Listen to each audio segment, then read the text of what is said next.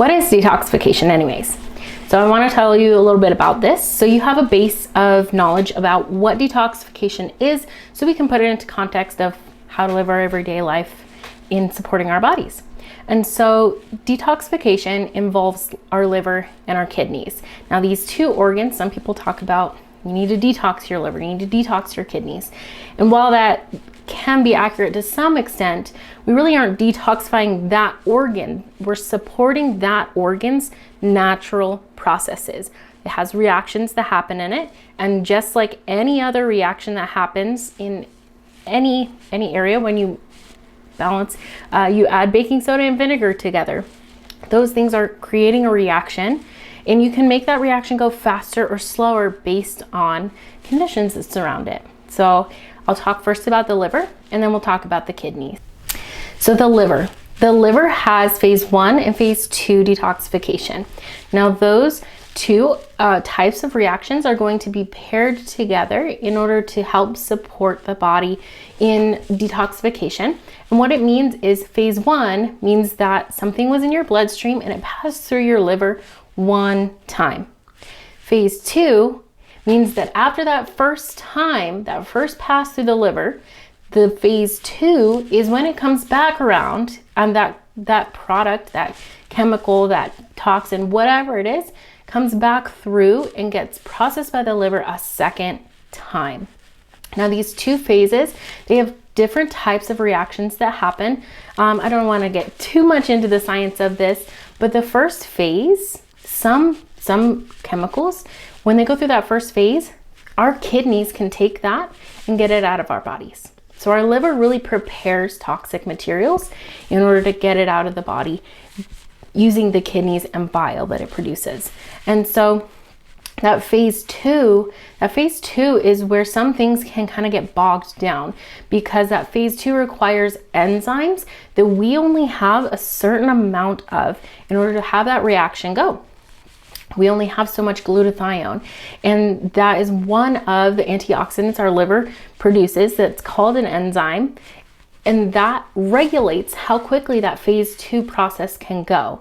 And so if there are chemicals in our body that need that phase 2 detoxification, it can kind of get halted because we've got all of this phase 1 happening.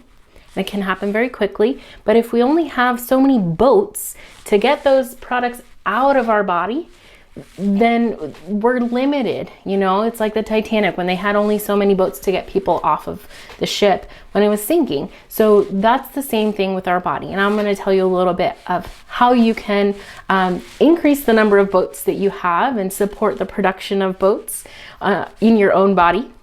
But next I want to talk about the kidneys. So the kidneys, once these things are changed in our bloodstream, and they're ready to be taken out either through bile, which our liver produces, and some things get bound to bile and go out through our intestines. Other things they're now water soluble. That means they're dissolved in our blood, and our kidneys are responsible for filtering out things that are dissolved in our blood, things like electrolytes, things like certain types of vitamins when we process them, and those constituents of chemicals, toxic materials, in order to get them out. So our kidney is like a fish tank filter to some degree, where it has a special lining, and it's going to only allow certain types of molecules to go through that. And so it has a lot of processes. Again, I don't want to overwhelm people with too much of the science, but the kidney is then able to take those chemicals, whether that be a medication you're taking, a supplement you're taking, something from your food, all of that, whether it be natural and healthy or something that's not so natural and healthy, all of that now has to come out through the kidneys. And so the kidneys, the way that they remove things from our bloodstream is by our blood passing through, and a certain amount of those compounds, as well as water, to pass through their fine filter. And so that means we need to have enough water in our blood that some of that can pass through and we can start to get things out of our kidneys.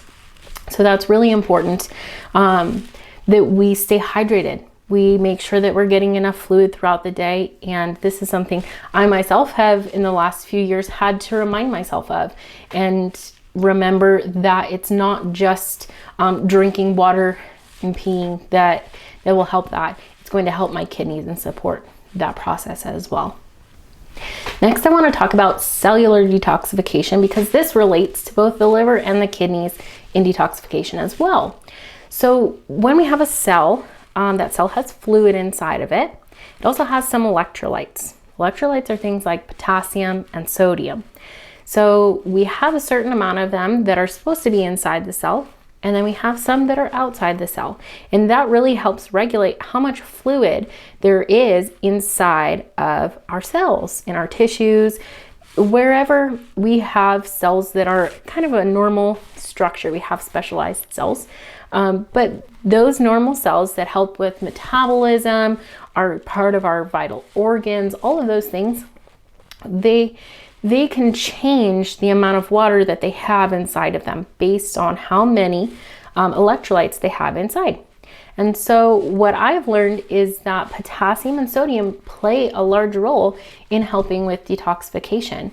Sodium, if it's dominant on the inside, so there's more sodium on the inside than on the outside, our cell doesn't quite metabolize things properly. There's a lot more fluid that comes in. Sodium draws fluid into our cell, and so our cell kind of can bloat. And when we change the shape of our cell, that actually changes how our cells function, changes the metabolism that they do. It slows it down.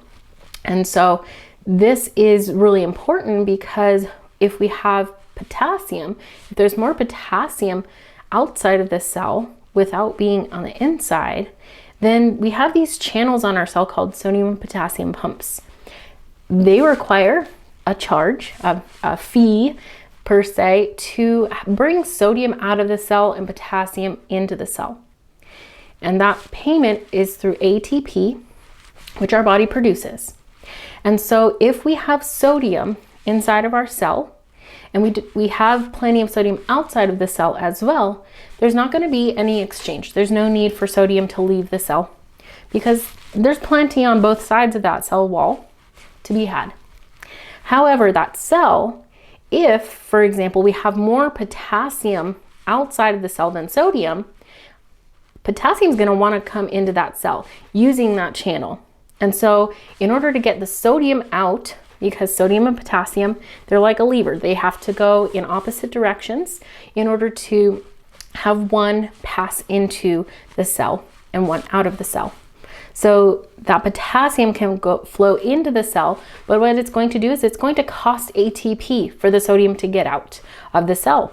And that means that we can speed up our metabolism, because we're going to, inside of our cells, cause a lower amount of ATP inside of that cell. We're going to use it to transport our sodium out of it. And so when that happens, it's like when your bank account gets low. You're like, oh, I think I need to go and work a little overtime, or I need to go and pick up a job, because we don't have enough inside of our cell. And so you work harder to produce enough energy. And so that cell is very similar, where it's going to have a deficit of ATP, and that is going to be increased so it can help perpetuate our metabolism moving forward. And it's really interesting, because sodium, if we have a sodium dominant state in our body as well, we're going to retain a lot more fluid in our bloodstream. So our kidneys aren't going to be able to do their job as well, because we're going to need to hold on to fluid more in our body, because we need to dilute that sodium down. And so some of those things kind of go hand in hand, where if we increase potassium in our body, we can start to have less fluid retention in our cells. It means fluid is going to come out of the cell, as well as sodium. And that increase of sodium and fluid in our bloodstream, because that's where it's going to go, is going to encourage our kidneys to start offloading things. It's going to allow them to do their job. And so that also then allows our liver to be able to do its job, where it is going to be passing things through, and it's not going to get bogged down because all of our boats are taken up. by holding things that the kidney can't quite remove yet. So now I want to talk to you a little bit more about how all of this connects into our daily lives. So how does this connect with what we want to do on a daily basis in order to support our liver, our kidneys, and our cells, and our metabolism? So that can be really confusing and possibly overwhelming if you don't have a few simple steps. So today I want to give you 3 simple steps that you can start with today in order to be able to start applying this and supporting your body. And then next week, I'll be talking a little bit more in detail about how we can put these things into practice in our lives. So the first thing that I want to talk about is eating fresh fruits and vegetables.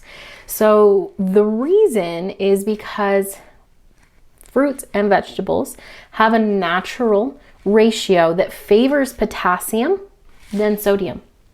On average, fruits and vegetables tend to have almost twice as much potassium as opposed to sodium, and this is going to be digested and absorbed into our body. So just by eating a lot of fresh produce, that is going to help provide our body with the potassium that we need. It's going to give us a lot of other things as well, like micronutrients, but some of those things are going to naturally start pushing that process towards that detoxification route, just because if we have more fresh produce, lightly cooked, steamed vegetables, then that's going to really help our body have more potassium, less sodium, and bring our body back into a balance where that metabolism is going to go in a faster way. It's going to encourage our body's detoxification, not to mention all of the other things in fruits and vegetables that can help support that. So that's the first step.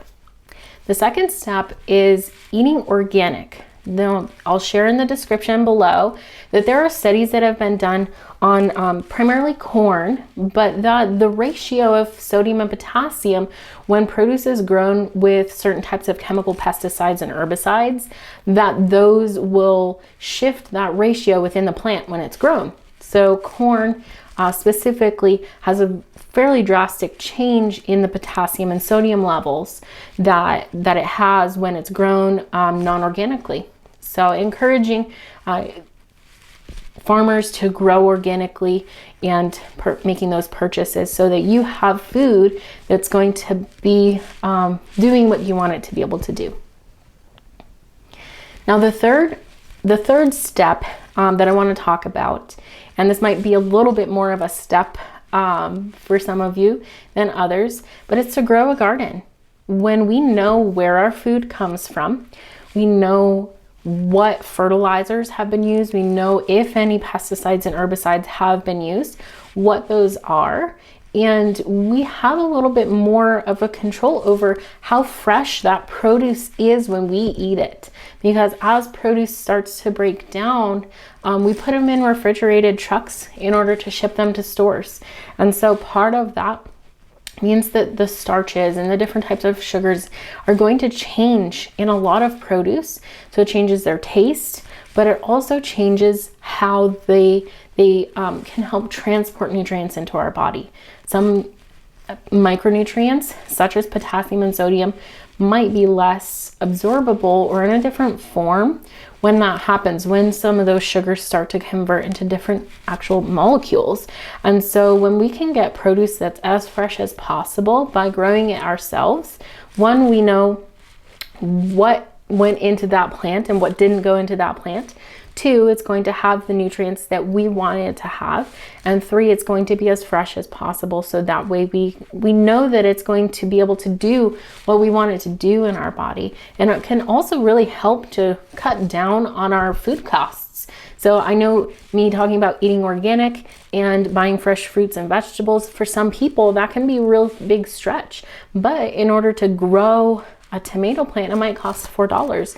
You might get $12 to $15 worth of tomatoes, especially if you are growing an heirloom variety, when you grow it yourself. So it can cost even less than that if you don't buy a plant. If you use seeds and you start your own plants, that can cost $3 for 100 seeds for some types of plants. And so that really can cut down your cost and make some of these other steps more possible for you if that is something that you're concerned about in eating healthy. So I really hope that you like this video. If you have any questions or you're wanting to learn more, feel free to share in the comments. And I hope until next time that you're able to be well.